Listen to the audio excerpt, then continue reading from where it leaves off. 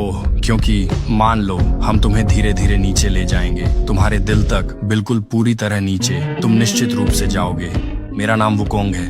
मैं इस छोटी लड़की के सामने अपनी सुनहरी लाठी को ऐसे उठाकर दिखाने ही वाला था जैसे यह कुछ भी नहीं हो। मैंने उसे बताया कि इसे सिर्फ मैं ही उठा सकता हूँ, लेकिन जब मैंने इसे पकड़कर उठाने की कोशिश की तो चाहे जितनी भी जोर लगाई, ये हिली तक नहीं। उसने मुझसे पूछा कि क्या हुआ। मैं बस अजीब सी हंसी हंस पड़ा। समझ नहीं आया क्या कहूँ। तो मैंने पूरी ताकत से कोशिश की, लेकिन मेरा पुराना साथी जवाब नहीं दे रहा था। मैंने उसकी ओर देखा और फिर नीचे देखा। उलझन में पड़ गया। मुझे एहसास हुआ कि लाठी को एक जादुई घेरा से सील कर दिया गया है। जब मैं वहां खड़ा था, एक काले चोगे में समुद्री राक्षस मेरे पीछे से झांक रहा था। वह कभी मेरा भाई था, लेकिन अब वह मुझसे नफरत करता है, क्योंकि मैं हर जगह मुसीबतें खड़ी करता था और वह भी उस झमेले में फंस जाता था।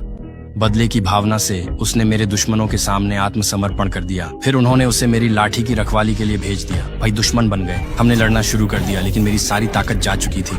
एक पल में ही उसने मुझे जादुई रस्सियों से बांध दिया। फिर उसने काली ऊर्जा छोड़ दी। उसने सारी ऊर्जा सीधे मुंह पर दाग दी। दर्द असहनीय था। छोटी लड़की ने मदद करने की कोशिश की, लेकिन उसने एक ही वार में उसे दूर उड़ा दिया।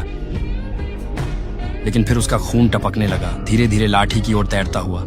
लाठी ने हर एक बूंद को सोख लिया और बस ऐसे ही उसके खून ने मुहर तोड़ दी। जैसे ही मैंने देखा कि वह आजाद है, मैं दौड़ कर गया और उसे पकड़ लिया। एक बार, बस इतना ही काफी था उसे दूर उड़ा देने के लिए।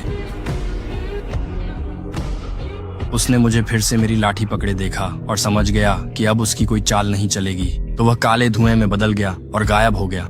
उसके भागने के बाद वह तुरंत अपने मालिक के पास जाकर रिपोर्ट करने लगा। उसने कहा कि उसे एक साधारण इंसान लड़की मिली जो मेरी लाठी की मुहर तोड़ सकती थी। ड्रैगन कबीले के तीसरे राजकुमार को यह सुनकर झटका लगा। उसने आदेश दिया कि चाहे जो भी करना पड़े, उस छोटी लड़की को पकड़कर वापस लाओ।